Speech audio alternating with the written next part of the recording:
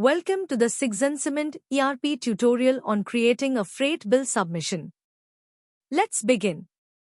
First, navigate to the freight bill submission list and click on Add Freight Bill Submission to begin the process. Specify the from and to dates for the freight bill submission. Choose the transporter from the available options. Input the transporter invoice number and invoice date into the respective fields. Select the appropriate purchase invoice series from the available options in the system. Choose the item and corresponding tax template for the freight bill. Click on the Save button to store the freight bill submission data.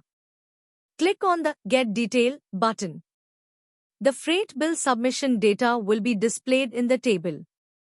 The total freight charges will be applied from pickup location to drop location. Total freight will be calculated based on sales order item quantity, including unloading charges if applicable. The total charges are automatically calculated based on the freight charges and unloading charges row-wise. Upload the signed invoice to the submission. Initiate the approval process by clicking on the Send for Approval from the Action button.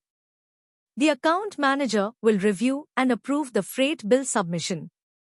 Once approved, click on the Create Purchase Invoice button.